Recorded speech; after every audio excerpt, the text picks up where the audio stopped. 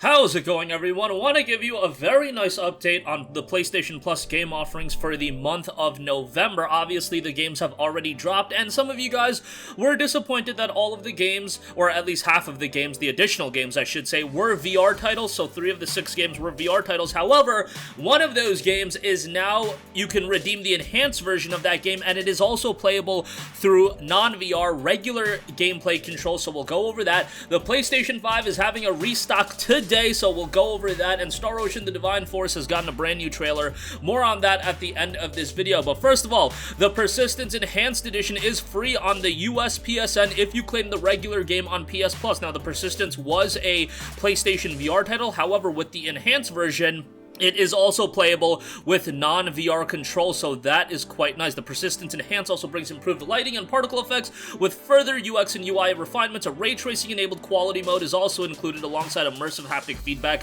via DualSense. Please note that PlayStation VR is not natively supported in the Persistence Enhanced, so to play this game, you'll actually use your regular DualShock controls, and it's available on PlayStation 4 and PlayStation 5. I guess in PlayStation 5 it would be the DualSense control, so that is going to be quite nice for those of you guys that didn't, were kind of bummed out about the Persistence being available, because I believe the regular game was the one that they made available free a little while ago, but if you redeem the regular game, you can also get the Persistence Enhanced, so that's quite nice for those of you, again, that want to play that version of the game. You'll be good to go. Some of you guys didn't even know that Persistence was one of those games that was playable through either controller or a PlayStation VR. I believe the PlayStation VR version is the one that they recommend you to play, but obviously if they're offering regular controls, you'll be good to go, and you'll be able to play that game as well. So go ahead and redeem that. And I always recommend that even if you have no interest in the VR games right now, I'm telling you guys, at some point VR is going to be much, much more accessible than it is right now. Personally speaking, from my perspective, I just don't have the room right now to have all the wires and have PlayStation VR readily accessible, so I've kind of phased VR out of my, gaming repertoire at this point. But at some point, VR 2 is going to come out. By what we've heard, it's going to be a lot easier to, connect to your PlayStation 5, and it's going to be a lot more accessible for a lot of people. And while it might be expensive right out of the gate, at some point it's going to be very accessible in terms of price point, and you're going to be able to buy it no problem, at least at a compelling price.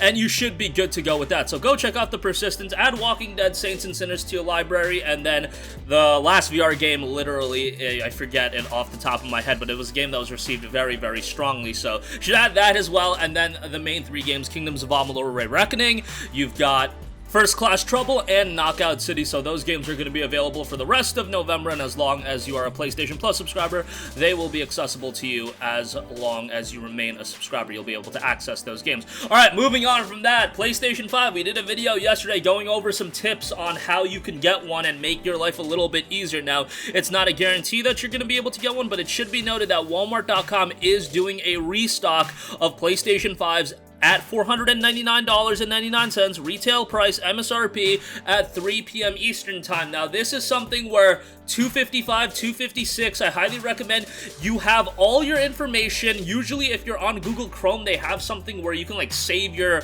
card information.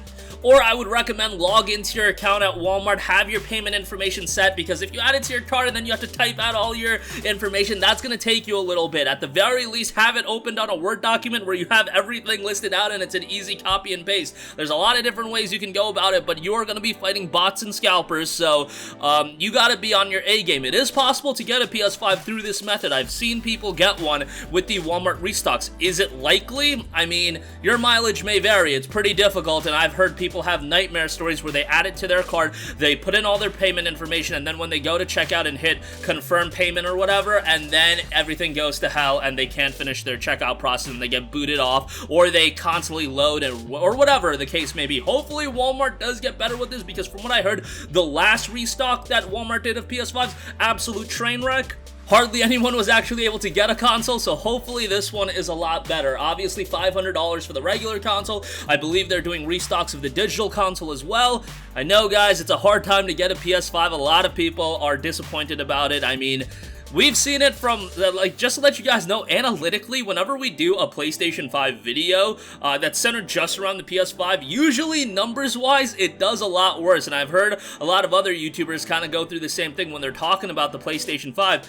numbers-wise, analytically, they don't do that great because a lot of you guys can't get a PS5, and I get that, I totally get that, but unfortunate state of affairs, but things are hopefully gonna get better by early 2022, mid-2022, because those are when some of the heavy hitters come out, even though that they are cross-gen. God of War Ragnarok, Final Fantasy 16, which is not cross-gen, Horizon, a lot of people are gonna want to play those on PlayStation 5 over PlayStation 4 because who knows how performance is going to be on the PS4, but yeah, I'll leave a link in the description box below. Remember, you got to be on your A game when you try to get one of these consoles, so yeah, good luck to you guys. It's pretty difficult, but hey, this is just one opportunity of many that's going to come up during this holiday season. Lastly, I do want to note Star Ocean The Divine Force, Star Ocean 5, no wait, this is Star Ocean 6 technically, Star Ocean The Divine Force Environment Showcase trailer. We've got a look at some of the environments and field areas. Now this game from a visual standpoint, while I wouldn't say it's absolutely blow away, I would also say it's not bad at all. Given that this is a cross-generation title and it is coming to PS4 and Xbox One, I have to say graphically it looks pretty decent. It looks like there's a lot of variety in the areas as well. Maybe some people will say some of the locales look a little bit bland, but I actually think the fact of the matter is that there's quite a bit of variety, and based on the fact that there is going to be this interesting way of traversal, I really hope that's going to keep the game a little bit more engaging than Star Ocean 5 was. I believe from a gameplay standpoint the game's going to be solid. I really just hope from a story standpoint that the game delivers, because Star Ocean 4 was very lackluster from a story standpoint, and Star Ocean 5, I just don't even like to talk about that because of how disappointing that game is.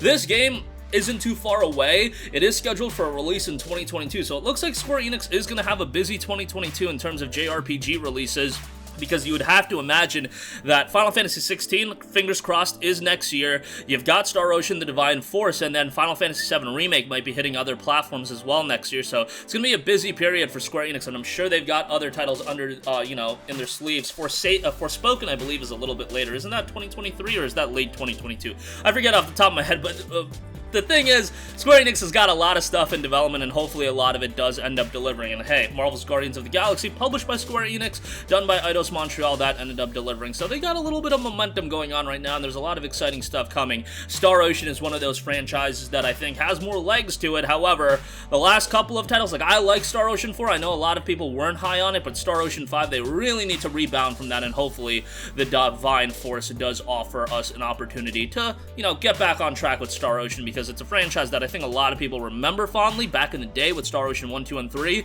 4 and 5, a little bit of a mixed bag to a lot of people, but hopefully, again, this can get it back on track. And that's going to do it for me. Again, check out the Persistence and get the Persistence Enhanced Edition. That's a nice upgrade to the base game. PlayStation 5 Restock's coming today, 3 p.m. Eastern, 12 p.m. Pacific. It is not 12 a.m. 12 p.m. Pacific, 3 p.m. Eastern. Be on the lookout for that. Star Ocean The Divine Force. Check out the Environment Showcase trailer for yourself. Game looks pretty solid. Hopefully it turns out well when it drops in 2022. That's going to do it for me. Sound off with all of your thoughts in the comment section down below. Thank you for watching, and goodbye. Hey guys, we hope you enjoyed the video, and if you did, make sure to hit the subscribe button, and if you're already subscribed, do us a favor and hit the bell icon. This way you'll be notified whenever we post a new video. That's the best way to keep up with all of our uploads, and we usually try to upload 2 videos a day. And with the bell icon hit, you'll be notified whenever we do upload a video. As always, thanks for watching.